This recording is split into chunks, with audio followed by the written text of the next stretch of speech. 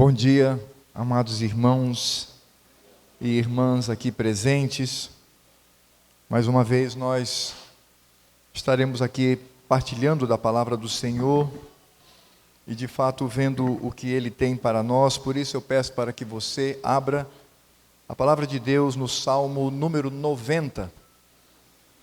Salmo número 90. Nós estamos completando 24 anos de existência da Terceira Igreja. E o meu objetivo em expor esse salmo, assim como o sermão da noite, mercê do Senhor Deus, é mostrar que tudo é resultado da graça e da misericórdia da obra de Cristo. Por isso, eu quero nesta manhã tratar sobre o Salmo número 90 e à noite, mercê do Senhor Deus, trataremos sobre a mulher Cirofenícia, registrado no Evangelho de Marcos. O Salmo número 90 diz assim: Oração de Moisés, homem de Deus. Senhor, Tu tens sido nosso refúgio de geração em geração. Antes que os montes nascessem e se formassem a terra e o mundo, de eternidade a eternidade, Tu és Deus. Tu reduzes o homem ao pó e dizes: tornai filho dos homens. Pois 1000 anos aos teus olhos são como o dia de ontem que se foi e como a vigília da noite.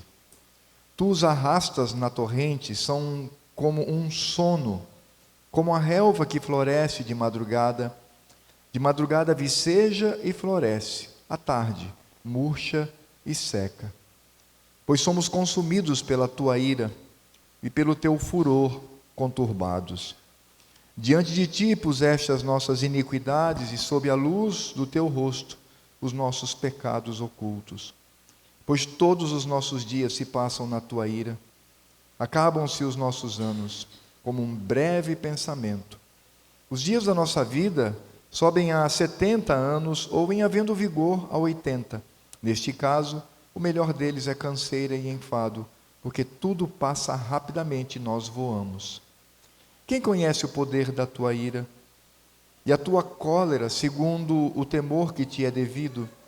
Ensina-nos a contar os nossos dias, para que alcancemos coração sábio. Volta-te, Senhor, até quando? Tem compaixão dos teus servos. Sacia-nos de manhã com a tua benignidade, para que cantemos de júbilo e nos alegremos todos os dias. Alegra-nos por tantos dias quantos nos tens afligido, por tantos anos quantos suportamos a adversidade. Aos teus servos apareçam as tuas obras e a seus filhos a tua glória. Seja sobre nós a graça do Senhor nosso Deus.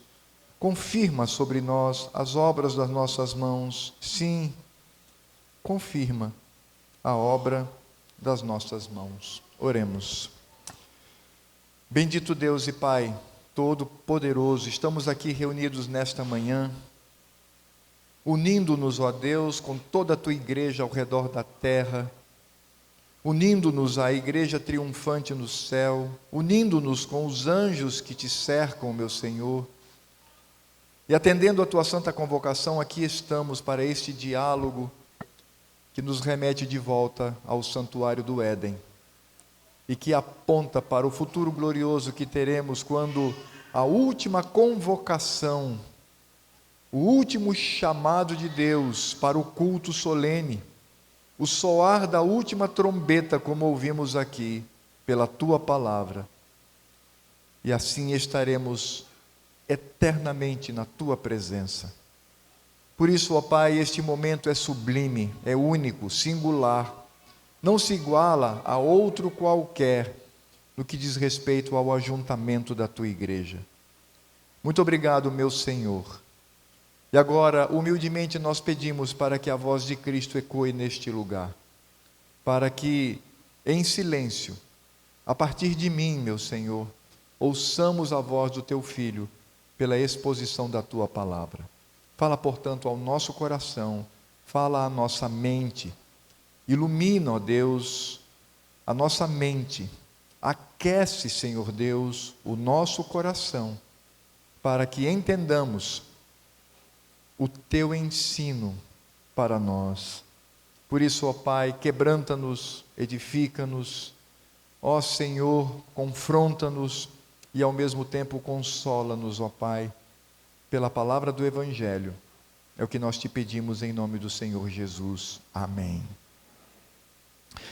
Meus queridos irmãos, este salmo, salmo número 90, ele não é de autoria daqueles que são comuns ao saltério, mas é da autoria de Moisés.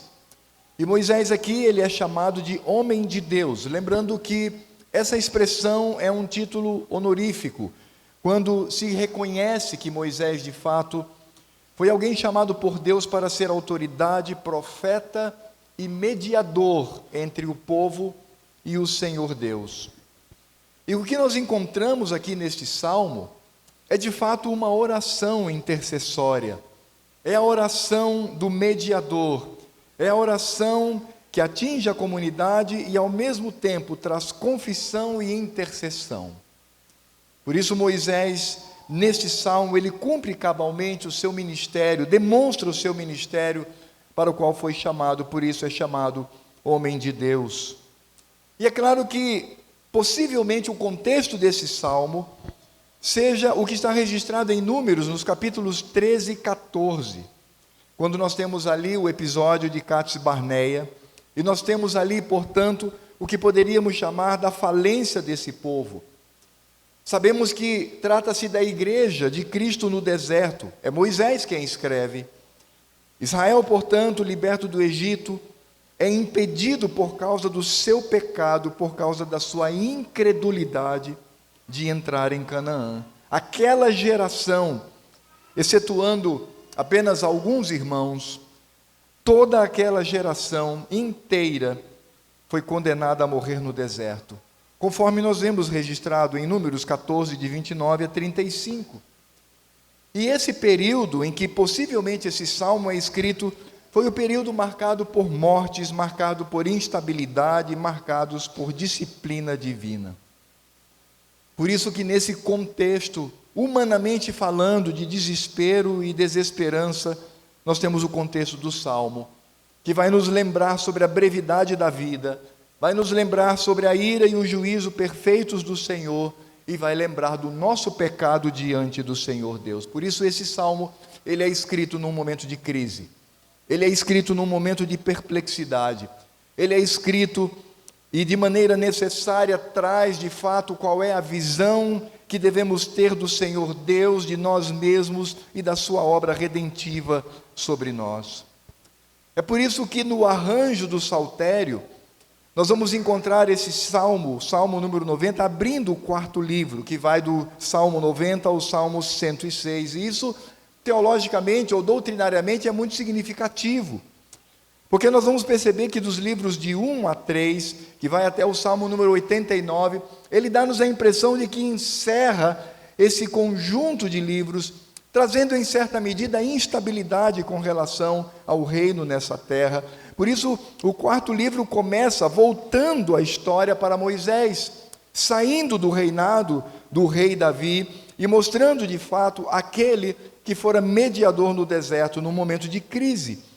Nesse sentido, esse arranjo do saltério mostra-nos que antes do rei, antes do tabernáculo, antes mesmo do templo, Deus já era o refúgio do seu povo, Deus já existia e Deus já separara para si um povo.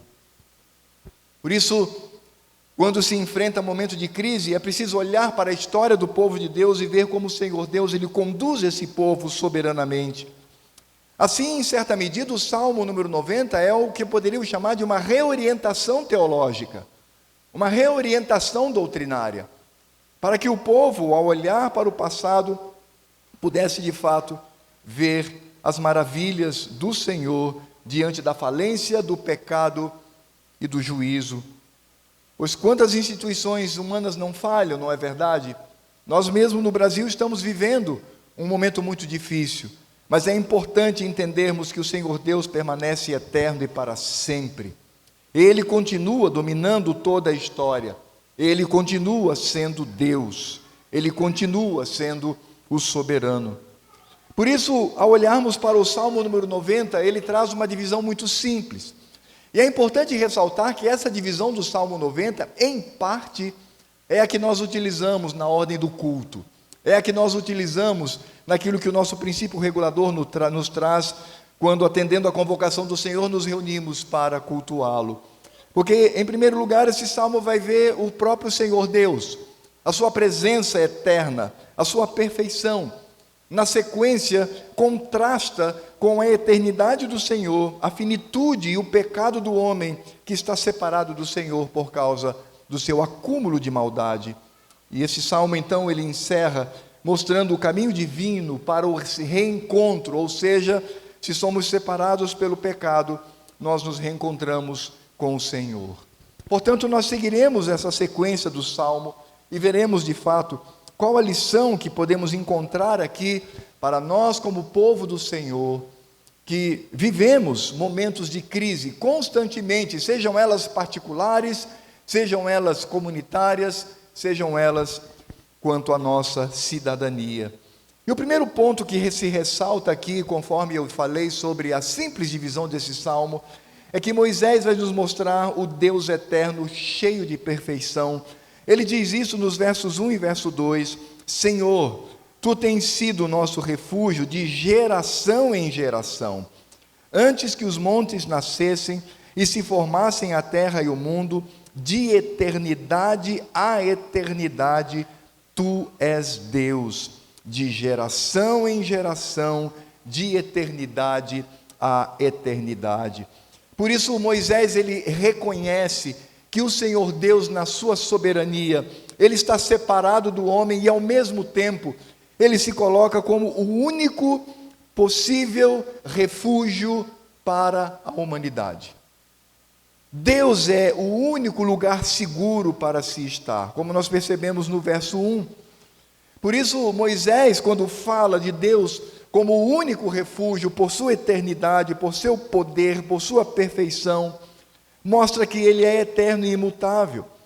Porque antes da criação, do tempo, do espaço, do universo, Deus existe. E quando eu falo tempo, irmãos, é porque se nós utilizamos a expressão de eternidade a eternidade, essa expressão é uma expressão que comunica ao nosso coração, em parte pelo menos. Mas como disse Santo Agostinho, o Senhor Deus existe antes mesmo do tempo. Porque quando Deus existia na comunhão da Trindade, do Deus triuno, nem o tempo existia. Foi necessário que Deus o criasse. E talvez, olhando para novamente Santo Agostinho, ele, em certa medida, numa pálida compreensão, ele vai dizer que o Senhor Deus, eterno, imutável, ele não se movia. Por isso o Senhor Deus, quando passa a criar o universo, ele cria o movimento. É isso mesmo que você ouviu, como o movimento das minhas mãos. E aí, nesse sentido, ele insere o tempo. Por isso o Senhor antecede todas as coisas. A eternidade, meus irmãos, agora numa concepção humana, para que entendamos um pouco dessa divindade revelada, ela vai e vem, mas o Senhor Deus continua. De fato, a nossa mente sequer pode compreender quem de fato Deus é. Nós temos uma pálida compreensão por causa da misericórdia desse Deus, que se revelou a si mesmo, que mostrou quem Ele é, para que nós compreendamos. É por isso que a Escritura Sagrada traz aquilo que nós chamamos de antropomorfismo, ou seja, utiliza a imagem do ser humano como mãos, olhos, ouvidos, mente, coração, pés, para que entendamos aquilo que é profundamente incompreensível. O Senhor Deus não é uma divindade que está no céu, presa a si mesma, no que diz respeito à condição de atuação. O Senhor Deus é totalmente livre, é totalmente Deus, é totalmente santo, é totalmente puro, é totalmente divino. E nós, ainda que tenhamos uma percepção tão pálida, na forma como Moisés, inspirado pelo Espírito Santo do Senhor, nos revela, falando de fato desse Deus, que de geração em geração é o único refúgio seguro. Ele nos aponta para essa divindade. E é interessante olharmos, meus amados irmãos, antes que qualquer coisa viesse a nascer, Deus é Deus de eternidade em eternidade. E aí, quando nós, pelos olhos da fé, contemplamos a este Deus tão magnânimo, tão incompreensível, tão divino, tão distante de nós, Moisés agora vai mostrar a situação do homem diante deste Deus. E é claro que se ele revela nos versos 1 e 2, um Deus eterno, cheio de perfeição, ele também do verso 3 ao verso 12, vai mostrar o homem finito, cheio de pecado. Portanto, ele continua falando no Salmo, dizendo: Tu reduzes o homem ao pó e dizes, tornai filhos dos homens, pois 1000 anos aos teus olhos são como o dia de ontem que se foi, e como a vigília da noite. Tu os arrastas na torrente, são como um sono, como a relva que floresce de madrugada viceja e floresce, à tarde murcha e seca. Pois somos consumidos pela tua ira e pelo teu furor conturbados. Diante de ti puseste as nossas iniquidades, e sob a luz do teu rosto os nossos pecados ocultos. Pois todos os nossos dias se passam na tua ira, acabam-se os nossos anos como um breve pensamento. Os dias da nossa vida sobem a 70 anos, ou havendo vigor, 80. Neste caso, o melhor deles é canseiro e enfado, porque tudo passa rapidamente e nós voamos. Quem conhece o poder da tua ira e a tua cólera segundo o temor que te é devido? Ensina-nos a contar os nossos dias, para que alcancemos coração sábio. Essa é a condição do homem. Essa é a condição miserável desse verme cheio de pecado. Aquele que por sua própria natureza afronta ao Senhor. Veja que o salmista, veja que Moisés vai falar que nós verdadeiramente temos algo e somos algo diante do Senhor. E respondendo à pergunta, o que somos diante de Deus?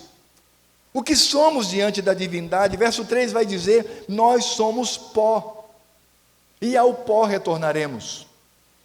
Moisés nos lembra aquilo que ele mesmo escrevera em Gênesis, igualmente inspirado pelo Espírito Santo, o juízo de Deus por causa do pecado, a morte que nos torna tão pequeninos, nos torna tão irrelevantes como seres humanos por causa do nosso pecado.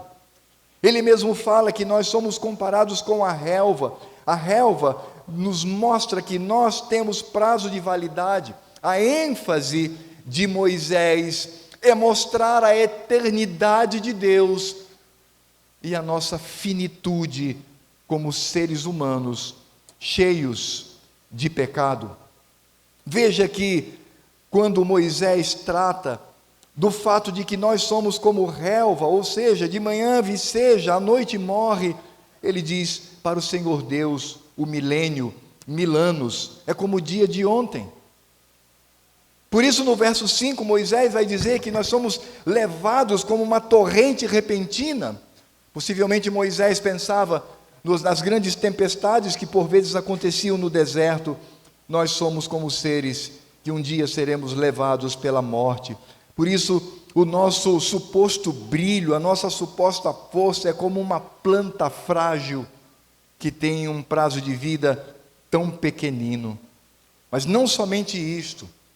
Moisés também nos traz aqui uma outra realidade que esmaga o nosso coração, porque ele não diz apenas que somos pó, somos como a relva, somos como algo tão pálido diante do Senhor Deus, mas ele diz que nós vivemos constantemente na presença do Senhor. E quando ele fala sobre isso, lá no verso 7 ele vai dizer que o homem se encontra debaixo da ira divina. Ou seja, a dura realidade de alguém cheio de pecado é coram Deo. Coram Deo é uma expressão que significa na presença do Senhor, diante de Deus, não há nada que você faça ou que eu faça que possa ser ocultado dos olhos do Senhor. Os olhos do Senhor pairam sobre nós. Por isso, Moisés vai ressaltar nos versos 9 e 10, a vida breve manifesta o nosso pecado e o seu resultado no corpo. O que Moisés diz é: o Senhor Deus olha para nós e se enche de ira por causa do nosso pecado. E isso traz resultados físicos, porque a nossa vida é breve. A morte nos mostra, de fato, o resultado deste pecado no nosso corpo.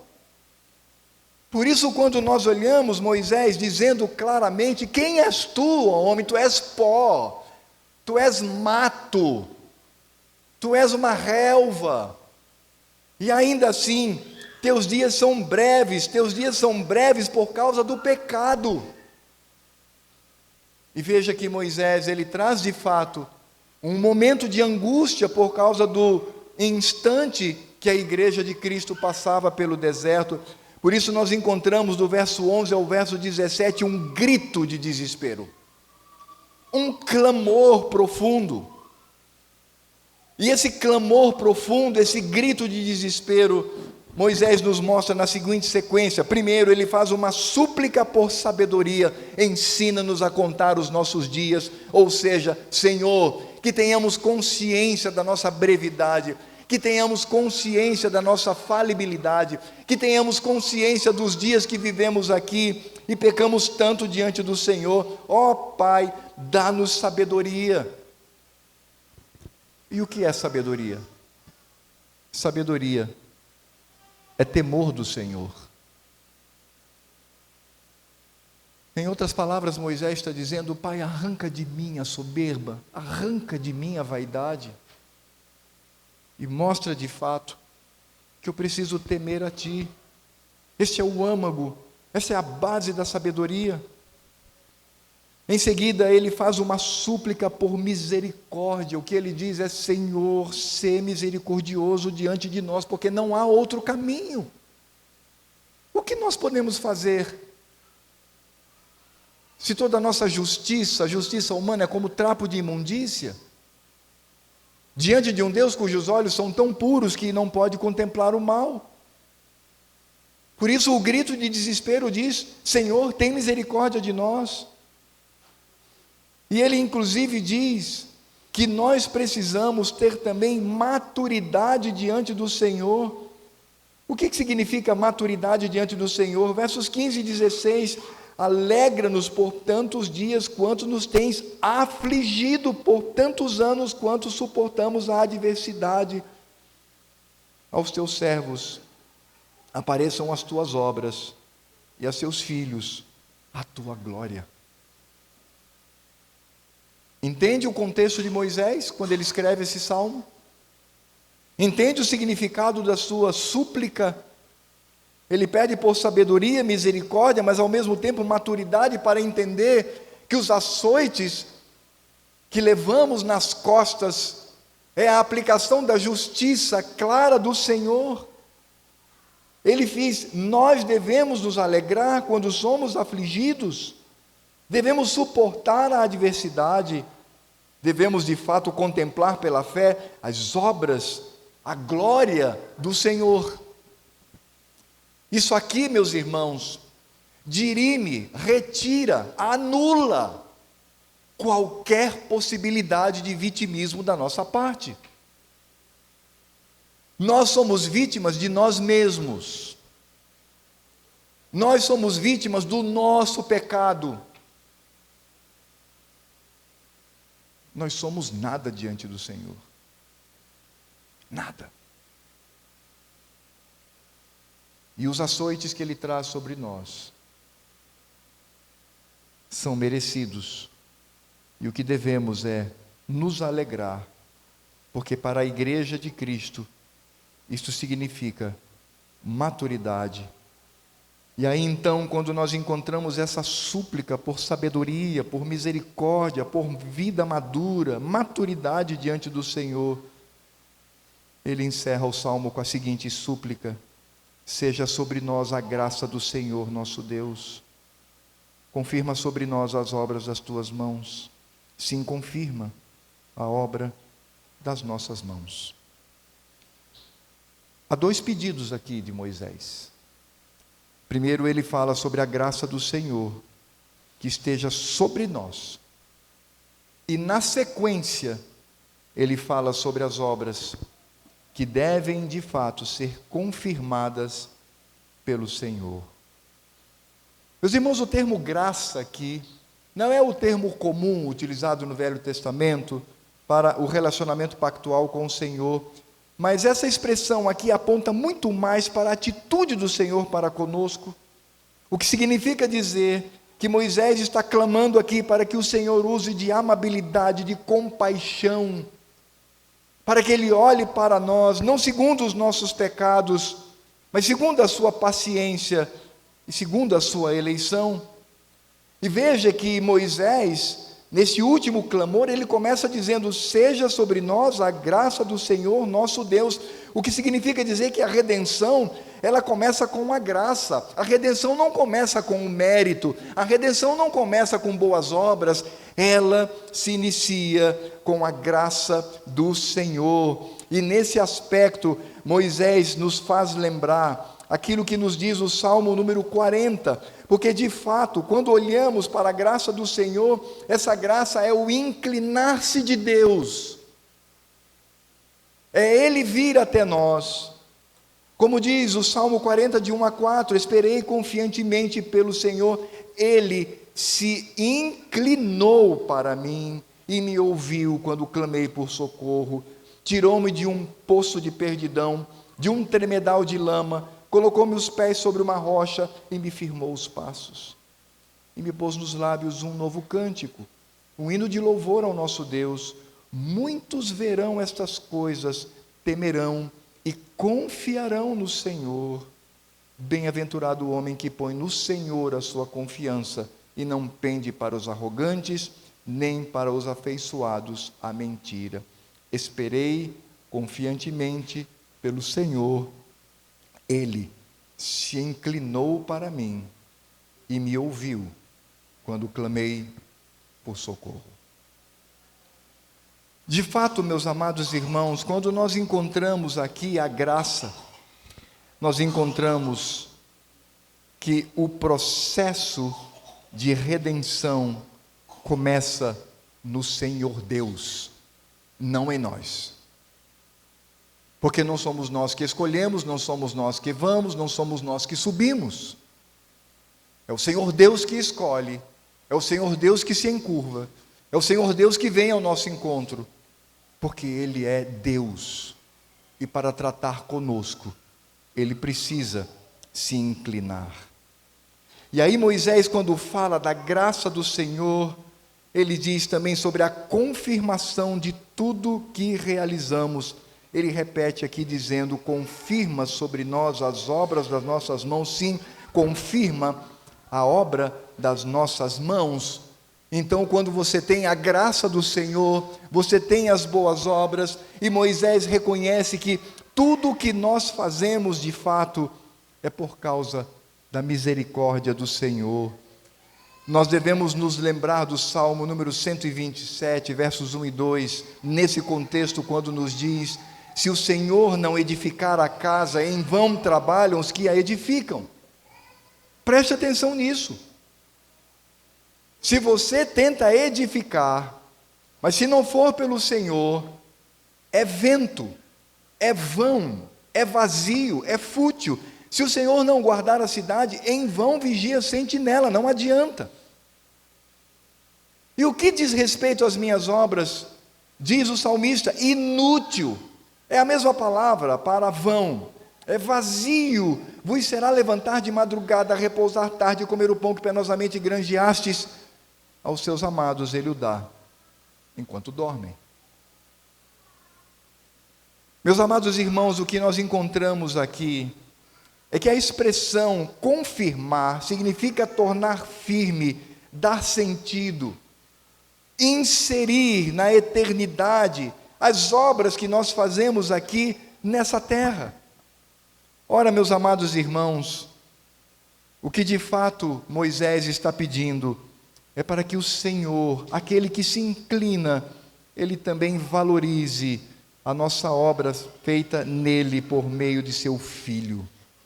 Ou seja, o que importa são obras que glorificam o nome de Deus, sejam elas quais forem, e que certamente terão impacto na eternidade. É tão triste e ao mesmo tempo tão consolador saber disso. Deixe-me dizer uma coisa para você, gentilmente e pastoralmente nessa manhã. Muito do que eu e você estamos fazendo será aniquilado.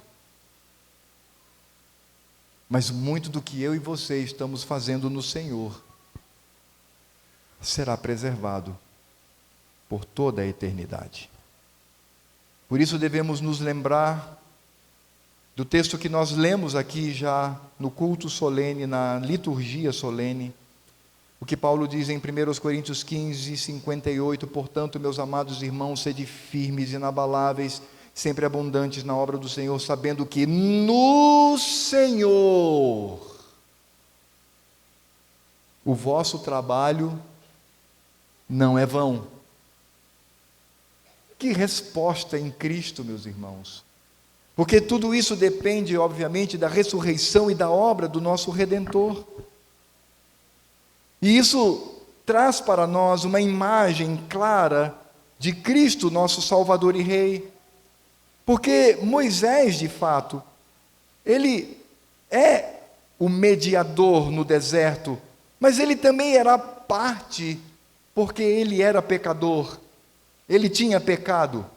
Por desobediência ao Senhor, ele mesmo não iria entrar na terra prometida, nós sabemos disto. Portanto, o que Moisés nos escreve aqui aponta diretamente para Cristo. Este salmo fala da pessoa e da obra de Cristo. E isso é tão simples perceber, porque quando Moisés fala da divindade, da eternidade, do Deus que é Deus, nós sabemos que Cristo é o Deus verdadeiro, Deus Filho, Deus que veio até nós.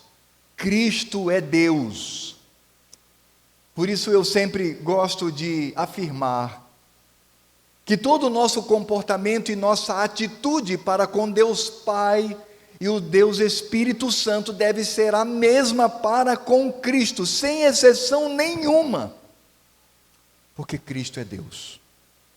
E essa divindade, ela não deve ser apenas reconhecida por nós, ela não é reconhecida pelos anjos, como o autor de Hebreus fala, onde o Senhor Deus ordena que todos se ajoelhem diante de seu Filho, mas o próprio Deus Pai confirma e afirma a divindade de seu Filho, porque lá em Hebreus capítulo 8, verso 1, diz a palavra de Deus, mas acerca do Filho, afirma o Pai eterno, é Deus quem está falando, é Deus Pai, o teu trono, ó Deus, é para todos sempre cetro de equidade e é o cetro do seu reino.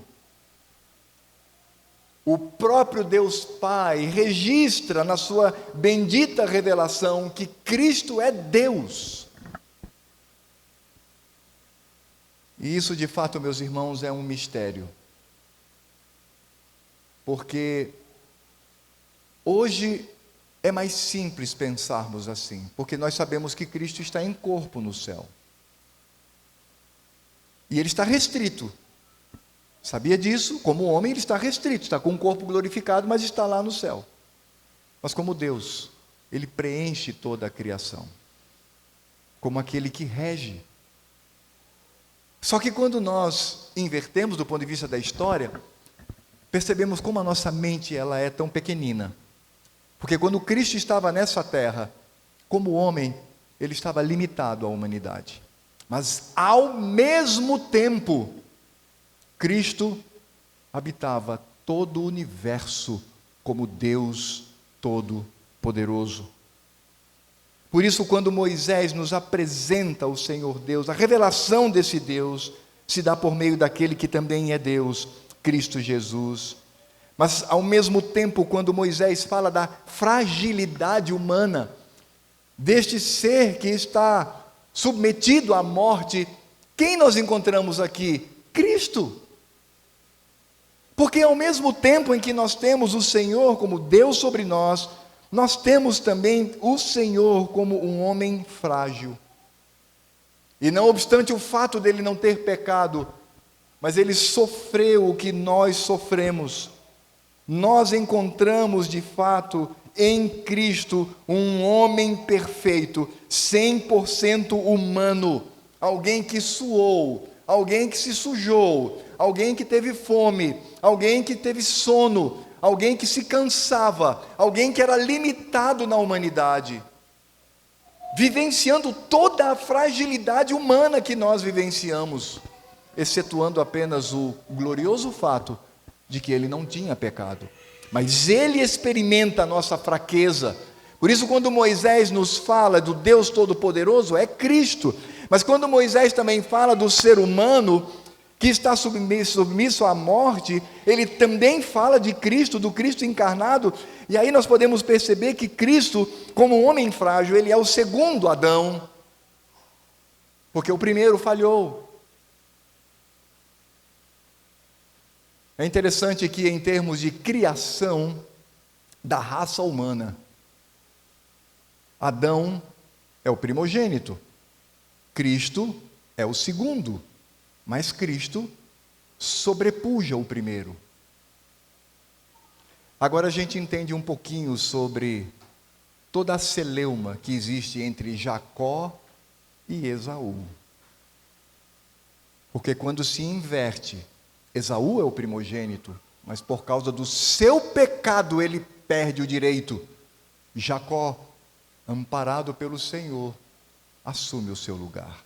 É Cristo, tudo é Cristo, irmãos, apontando para aquele que veio como o segundo Adão, mas que sobrepuja o primeiro, porque o primeiro pecou, o segundo não pecou, e nele somos aperfeiçoados.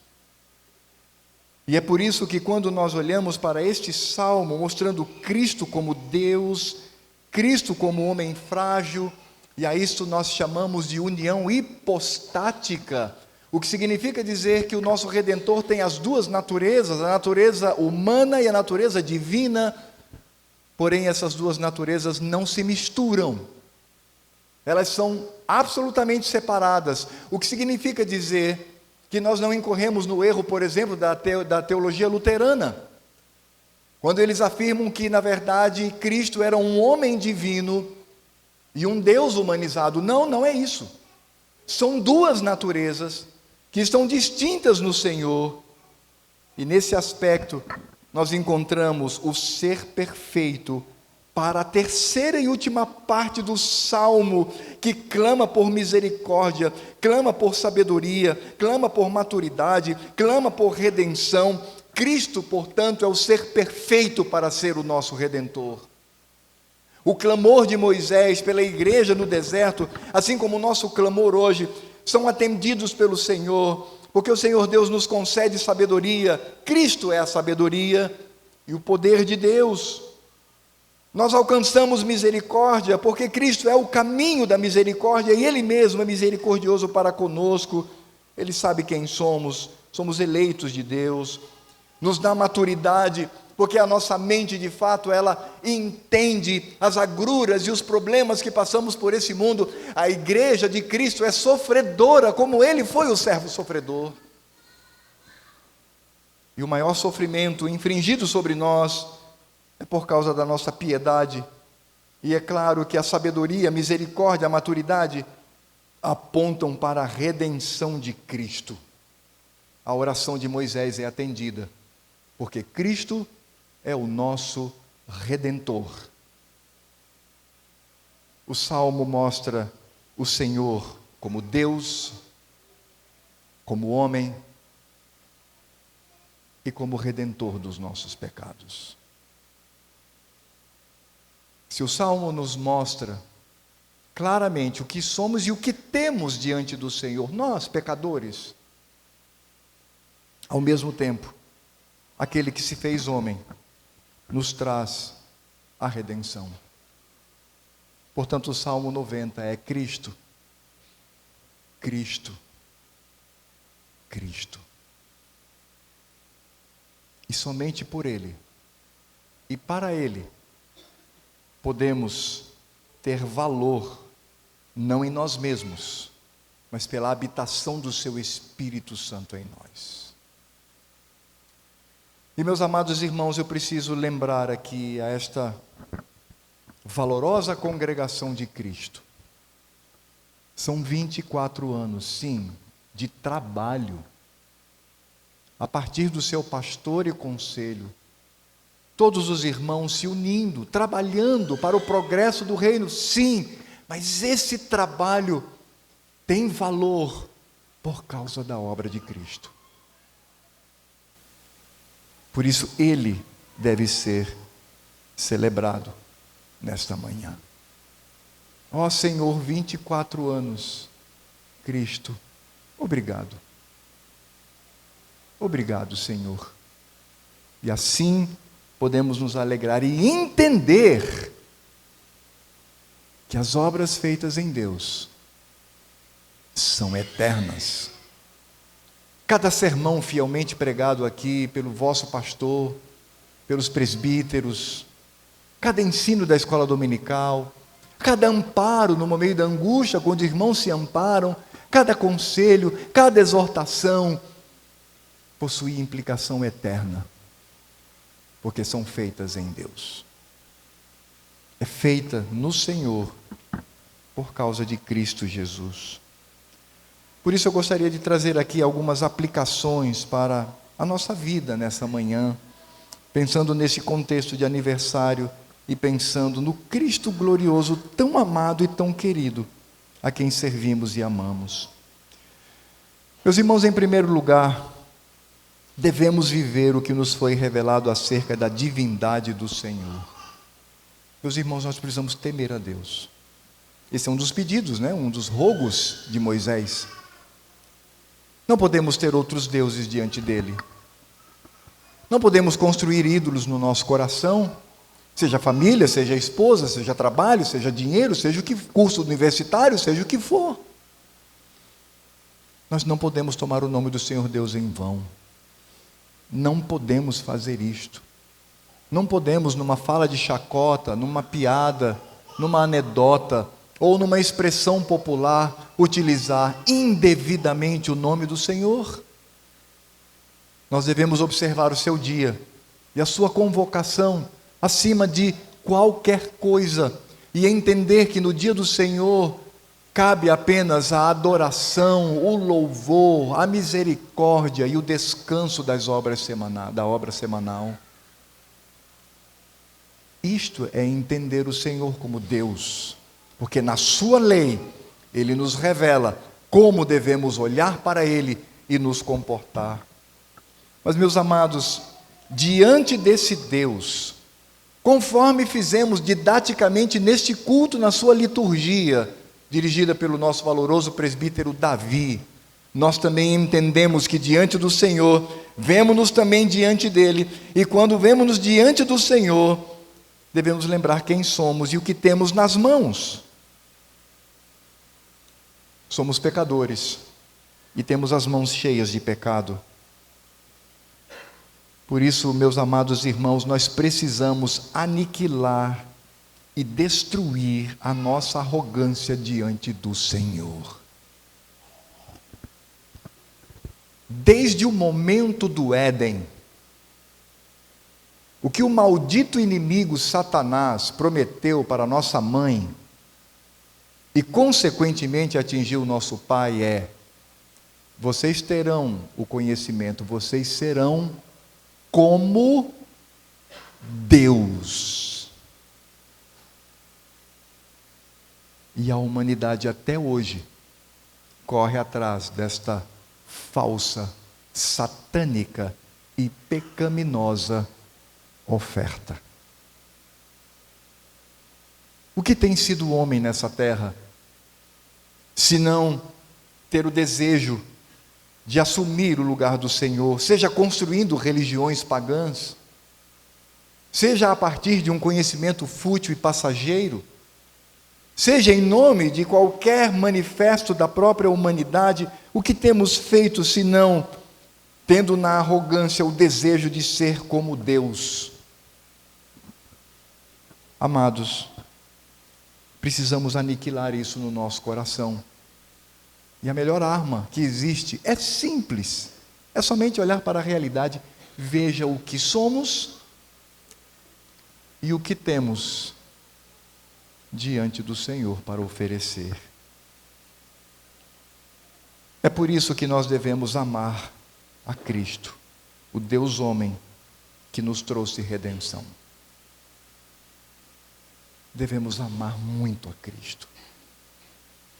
Por vezes o nosso relacionamento com Ele é tão distante, não é? É um relacionamento protocolar. Até nas minhas devocionais diárias se torna protocolar. Quantas vezes eu pedi perdão ao Senhor no momento da minha devocional, dizendo: Senhor, me perdoa, eu estou sendo protocolar aqui, no que diz respeito à Tua palavra, no que diz respeito à minha oração. Nós precisamos, de fato, ter um relacionamento, como também foi dito aqui, salvo me engano pelo reverendo Marcos, nós precisamos ter aqui um relacionamento experiencial. Nós devemos ter experiência com o Senhor, mediados pela palavra de Deus. Nós precisamos amar a Cristo. Nós precisamos entender a sua obra, o que Ele passou. Nós sabemos, meus irmãos, que a paga sobre o nosso Redentor foi duríssima. Os irmãos sabem disto. Quando ele lá no Gólgota, quando ele lá no Monte das Oliveiras, ele diz: Pai, se possível, passa de mim esse cálice, mas que não seja feita a minha vontade, e sim a tua vontade. Eu estou convencido de que Cristo ali não olhou para os pregos, não olhou para as chibatadas, não olhou para a cruz de espinhos, não olhou para a sua vergonha diante dos homens, porque Ele mesmo fortaleceu. Ele sendo o fortalecedor, Ele fortaleceu muitos a passar e fortalecerá muitos que passarão por sofrimentos físicos atrozes por causa do Evangelho. A angústia de Cristo ali no Monte das Oliveiras é porque, até o momento da cruz, Ele tinha plena comunhão com o Pai. Plena. Mas no momento da cruz, quando Ele recebeu os seus pecados e os meus pecados, Ele foi abandonado pelo Pai. E naquele momento, Ele estava sozinho, assumindo a nossa culpa. E isto foi tão forte que a humanidade de Cristo brada: Deus meu, por que me desamparaste?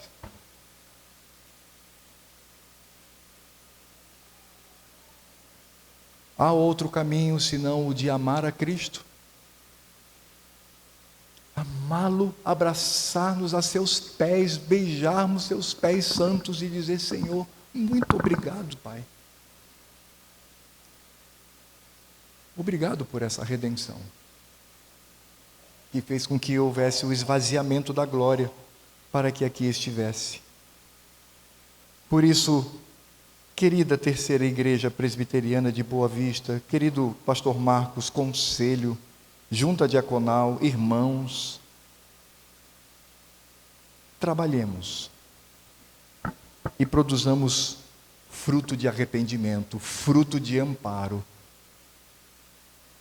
e enaltecimento e conhecimento de Cristo nesse bairro, nessa cidade e nessa terra. Alegre-se, povo de Deus, alegre-se. Foram salvos e redimidos pela obra de Cristo, ao mesmo tempo em que a obra que vocês farão, como diz a palavra do Senhor, sabendo que no Senhor vosso trabalho não é vão. E aí se cumpre o clamor daquele velho pastor no deserto, em momento de crise, quando ele diz: seja sobre nós a graça do Senhor nosso Deus, confirma sobre nós as obras das nossas mãos. Sim, confirma a obra das nossas mãos. Convido o reverendo Marcos, por favor, para vir à frente e orar ao Senhor.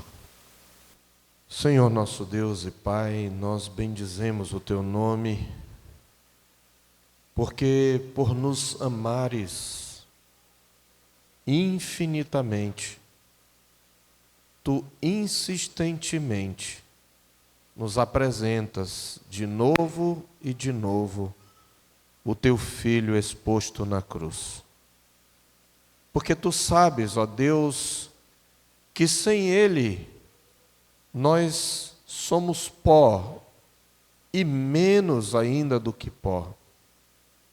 Tu sabes, ó Deus, que sem Ele nós morreríamos em Adão e estaríamos perdidos para sempre e banidos da Tua presença. Só o que nos restaria é estarmos eternamente debaixo da Tua ira santa e perfeita. Mas por meio de Cristo nós fomos resgatados, redimidos. Senhor, em primeiro lugar, queremos confessar diante de Ti os nossos pecados.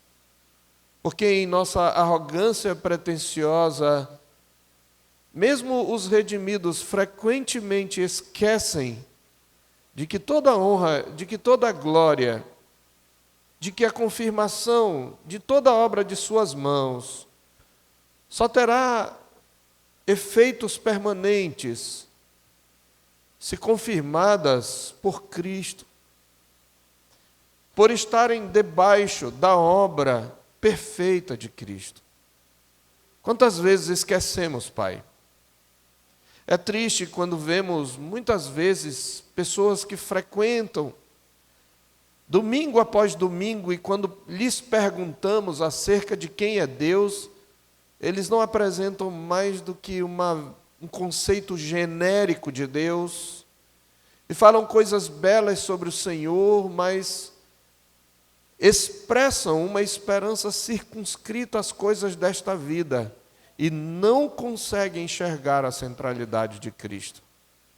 Tem misericórdia de nós, ó Deus, pelas vezes em que nós nos relacionamos contigo por meio de uma perspectiva meramente temporal, pela ajuda que o Senhor nos dá no dia a dia, pelo pão, pela vida, pelo ar. E sim, todas essas coisas são, de fato, razões para sermos gratos, mas muitas vezes limitamos, ó Deus, os benefícios do Senhor a estas coisas, esquecendo que o maior benefício foi ter o Senhor restaurado a nossa relação com o Senhor, perdoando os nossos pecados por meio de Cristo. E muitas vezes, Pai, nós reconhecemos que medimos a bênção ou o grau de bênção que há na nossa vida pelos benefícios temporais. Ó Deus, perdoa-nos, antes de tudo, é isto que te pedimos, perdoa-nos. Por tantas vezes, nós, no fundo, termos o nosso eu no centro, e não o nosso Senhor Jesus. E corrige, Senhor, as deficiências da nossa fé, ajuda-nos a tirar os olhos de nós, das nossas expectativas, dos nossos interesses, dos nossos projetos temporais, e fixarmos os olhos em Cristo. Que o Teu Espírito, o Teu bendito Espírito, que é Deus, Ele possa abrir os nossos olhos, aplicando a Tua palavra. E por outro lado, nós Te louvamos, também Te bendizemos, porque o Senhor, no Seu amor paciente, insiste em colocar o Teu Filho morto diante de nós, para que lembremos que para nós a salvação é gratuita, mas para o Senhor custou a morte do Seu Filho, para que o Senhor continue sendo justo por punir o pecado, mas justificador daquele que tem fé em Jesus. Ajuda-nos, ó Deus, a mais e mais odiar o nosso pecado, com empenho e pelo poder do Espírito mortificá-lo, e mais amar a Cristo e servi-lo de coração. Faze isto, Senhor, a começar em mim. Muito obrigado mais uma vez, Senhor. Faze-nos, durante este dia, o dia do Senhor, meditarmos sobre estas coisas e aplicarmos à nossa vida. Que nós possamos, ó Deus, dar a Ti a honra pelo que Tu és, um Deus transcendente, o totalmente outro, separado de todas as criaturas, honrando o Senhor pela palavra e pelo procedimento. E dá que dia a dia também mortifiquemos o pecado interior, odiemos crescentemente esse pecado e amemos mais e mais a Cristo. É o que nós te pedimos, ó Deus, agradecidos em nome do Senhor Jesus. E agora, meus amados irmãos, eleitos de Deus, santos e amados, que a graça bendita, irresistível e soberana de nosso Senhor Jesus Cristo, o amor sacrificial, incondicional e eletivo de Deus o Pai, e a comunhão consoladora do bendito Espírito Santo, o selo e penhor da nossa herança, sejam sobre nós e sobre todo o povo de Deus, em toda a terra, agora e para todo sempre, até que o nosso bendito Salvador venha. E se alguém não ama o Senhor, seja anátema, maranata, vem, Senhor Jesus. Amém.